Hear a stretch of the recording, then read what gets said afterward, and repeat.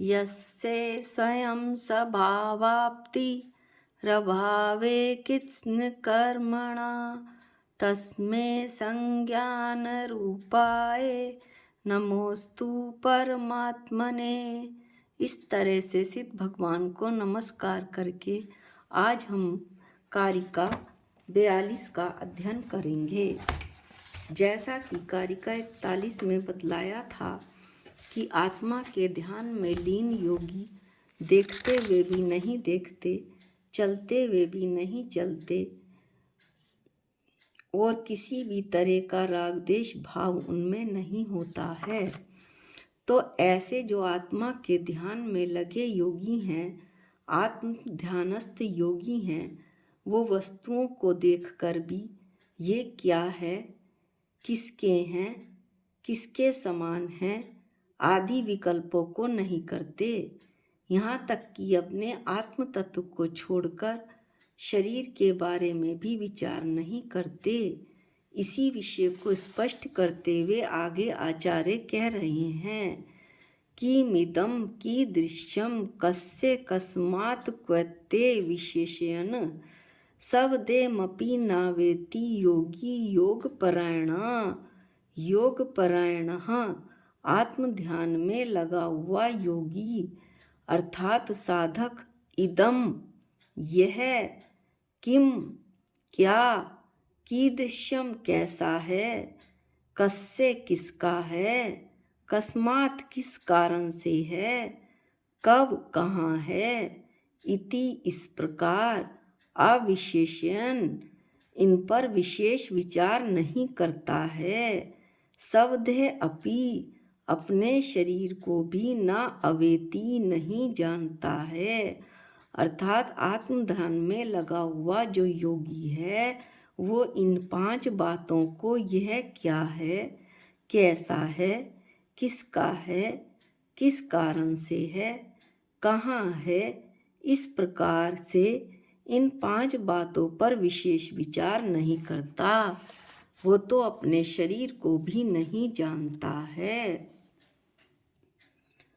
क्या, कैसा, किसका, क्यों, कहाँ आदि विकल्प विहीन तन को भी नहीं जानते योगी अंतर्लीन।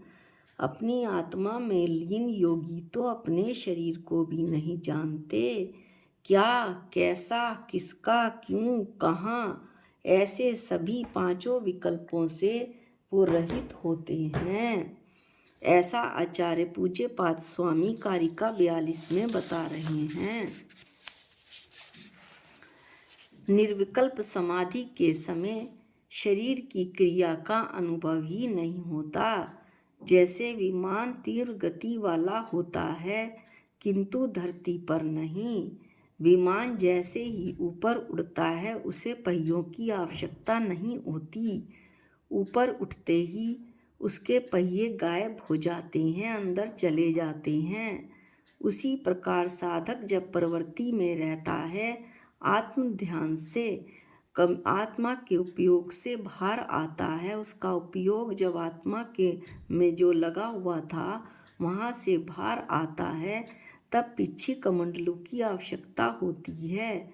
लेकिन जिस समय योगी ध्यान में निर्विकल्प हो जाते हैं उस समय पिछी कमंडलों की भी आवश्यकता नहीं होती है। ध्यान में क्या करना चाहिए? द्रव्य संग्रह में आचार्य नेमीचंद स्वामी ने कहा है, कुछ भी चेष्टा मत करो, कुछ भी मत बोलो, कुछ भी चिंतन मत करो, जिससे आत्मा में स्थिर होकर तल्लीन हो जाए, यही परम ध्यान है। ऐसा आचार्य पूज्यपाद स्वामी ने नेमीचंद स्वामी ने द्रव्य संग्रह में बतलाया है। अब शिष्य प्रश्न करता है कि यदि योगी अपने शरीर को कैसे नहीं जानेगा, शरीर तो उसके साथ ही है। तो आचार्य उत्तर देते हैं कि जो अंतर्कृति केवली होते हैं, यानी उसी भव से मोक्ष पधारने वाले, वे केवली उपसर्ग के दौरान जब उनके शरीर पर शरीर का घात करने वाले घातीय उपसर्ग होते हैं तो उनके अंग भंग हो जाते हैं। ऐसे मुनि महाराज उसी भव के अंतिम समय में केवल ज्ञान पाकर मोक्ष चले जाते हैं। अब प्रश्न यह उठता है कि जिस समय ऐसे मुनि महाराज के ऊपर उपसर्ग हो रहा था, उनका मन आत्म ध्यान में था या उपसर्ग के ऊपर था? यदि उपसर्ग के ऊपर था तो वे सुख दुख रूप परिणमन कर जाते और उनके राग देश भाव जरूर बनते। राग देश रूप विकल्प बनते ही क्या शुक्ल ध्यान संभव था? कदापि नहीं। वे श्रेणी कैसे मांडते? कभी भी नहीं मांड सकते थे। तो उस समय कैसा भी उपसर्ग हो, जैसा हम शास्त्रों में पढ़ते हैं कि कितने ही मुनि राजों को धानी में पेल दिया, तो ये सभी मुनिराज मोक्ष पधारे। अब हम सोचें कि धानी में पेलते समय यदि उन्हें ऐसा अनुभव होता कि मुझे धानी में पेला जा रहा है, मेरा सिर धानी में पिल रहा है, ये कौन पेल रहा है, किस कारण से ऐसा हो रहा है, इसकी तरफ उनका ध्यान बिल्कुल नहीं जाता। यदि जाएगा तो शुक्ल ध्यान तो बहुत दूर की बात, धर्म ध्यान भी नहीं बनेगा, फिर तो आर्त ध्यान ही बनेगा। लेकिन वे रंच मात्र भी दुखी नहीं होते, ना उनका ध्यान शरीर के प्रति जाता है। इसलिए वे कषायों से हटकर राग देश रूप परिणमन नहीं करते। इसीलिए वे समाधि में शुद्धोपयोग में प्रवेश कर जाते हैं और कर्मों का नाश कर मोक्ष को प्राप्त कर लेते हैं। शिष्य फिर प्रश्न करता है, क्या वर्तमान में ऐसा ध्यान संभव है? नहीं, वर्तमान में ऐसा ध्यान संभव नहीं। कारण कि जो प्रोक्त मुनि राज हैं उनका सहनन वृज विषम नराज सहनन था, वे ही मोक्ष को प्राप्त करते हैं। ऐसे सहनन वाले, इनके शरीरों में अत्यंत शक्ति होती है। हड्डियों की अत्यंत मजबूती होने के कारण उनका शरीर बहुत मजबूत होता है। शरीर पर कैसा भी उपसर्ग हो, आत्म ध्यान की एकाग्रता मुनि महाराजों की भंग नहीं होती। यदि हम भी अपना सहनन जानना चाहें तो जिसके ध्यान में जितनी एकाग्रता होगी, उस व्यक्ति का सहनन उतना ही अच्छा माना जाएगा। इसी कारिका के ऊपर एक घटना है। आचार्य शांति सागर जी महाराज ध्यान में लीन थे। उनके ऊपर एक 8 फुट लंबा सर्प आया, जो उनके शरीर के ऊपर चढ़कर फन उनके मुंह के सामने ले आया। भीड़ लग गई। लोगों ने कहा, अब तो यह सर्प जरूर महाराज को काट लेगा, और यदि हम कुछ कहेंगे तो निश्चय ही काटेगा। शांति सागर जी महाराज घंटों उसी मुद्रा में बैठे रहे, रंच मात्र भी नहीं हिले। क्यों नहीं हिले? क्योंकि यह कारिका ऐसे ही मुनि महाराजों के लिए लिखी गई है। कौन मेरे ऊपर आया, क्या कर रहा है, आदि उस ओर उनका चित्त ही नहीं जाता। वे तो ध्यान में बैठे रहे। सर्प कुछ घंटों बाद चला गया। लोगों ने कहा, महाराज आपके ऊपर आज सर्प आ गया था, उसका फण आपके सामने था, वो आपको देख रहा था, ये क्या हो रहा था? आचार्य ने उत्तर दिया, कुछ नहीं, वो तो मुझे देख रहा था और मैं उसे देख रहा था।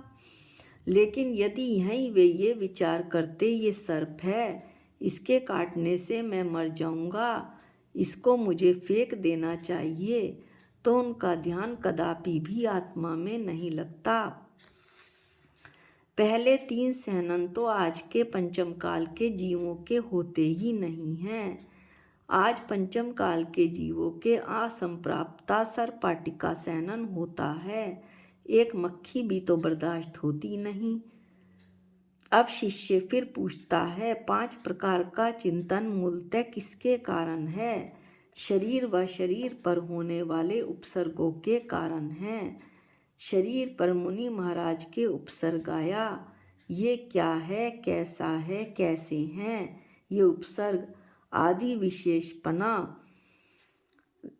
विशेषपना जाते ही उनका ध्यान संभव ही नहीं है। जैसे ही ऐसा विशेषपना 5 बातों पर आएगा, विशेष विचार वे करेंगे, उनका ध्यान अपनी आत्मा की तरफ से हट जाएगा। एक और दृष्टांत है सुकौशल महाराज का।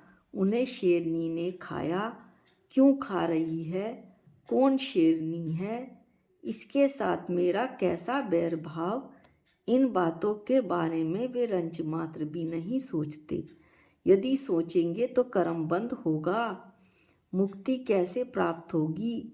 बड़े साहसी, बड़े धैर्यवान, उच्च कोटि के सहनन वाले मुनि महाराज इन उपसर्गों को झेल पाते हैं। शरीर जिनके घातीय उपसर्ग हुआ, शरीर पर जिनके मुनि महाराजों के घातीय उपसर्ग हुआ, उन मुनि महाराजों के लिए ये कारिका 42 पूर्णतः उपयुक्त है। युधिष्ठिर, भीम, अर्जुन, नकुल, सहदेव, पांचों पांडव भाई ध्यान में लगे हुए थे। नकुल सहदेव के मन में जरा सा ही विचार आ गया कि मेरे भाइयों के ऊपर कैसा उपसर्ग हो रहा है। नतीजा वे मोक्ष नहीं जा पाए, स्वार्थ सिद्धि जाकर ही रुक गए।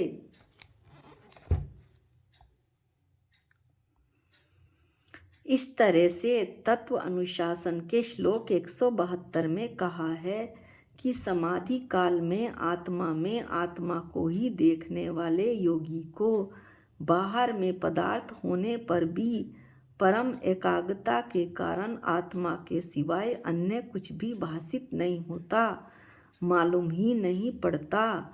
जब योगी ध्यान में लीन होता है तब वह समरसी भाव का अनुभव करता है, अर्थात अपने निज आनंद रस का पान करता है। निज आनंद अपनी आत्मा के आनंद के रस का पान करता है। आत्मस्वरूप के अनुभव काल में आत्मद्रव्य संबंधी ये क्या है, कैसा है, कहाँ है इत्यादि संकल्प विकल्पों से रहित होता है। इस निर्विकल्प दशा में उसको अपने शरीर की ओर भी उपयोग नहीं जाता, तो फिर उनको शरीर से भिन्न अन्य पदार्थों की तो उनके लिए बात ही क्या। अर्थात बाहरी पदार्थ होने पर भी परम एकाग्रता के कारण उन बाह्य पदार्थों का उन्हें कुछ भी अनुभव नहीं होता।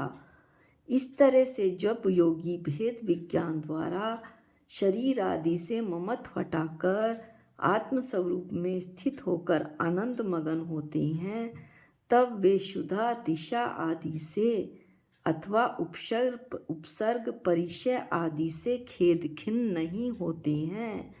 खेद खिन्न होते ही कर्म बंद होंगे तो संसार शुरू हो जाएगा, संसार चक्र, फिर मुक्ति कैसे संभव होगी।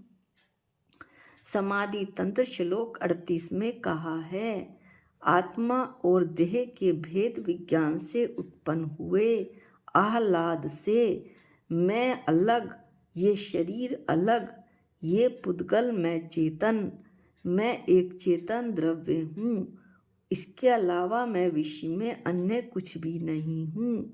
ऐसे आनंद से जो आनंदित हुआ वह योगी तप द्वारा भयानक दुष्कर्मों को भोगता होने पर भी, भयानक शरीर घातीय उपसर्गों को भोगता होने पर भी खेद को प्राप्त नहीं होता। आज के वीडियो में इतना ही। अगली कारिका 43 का अध्ययन हम अगले वीडियो में करेंगे। जा वाणी के ज्ञान से सूझे लोकालोक, जो वाणी मस्तक नमो सदा देत हूँ धोख। हे जिनवाणी भारती तो हे जपूं दिन रैन, जो तेरी शरणागते वो पावे सुख चैन। सबको जय जिनेंद्र।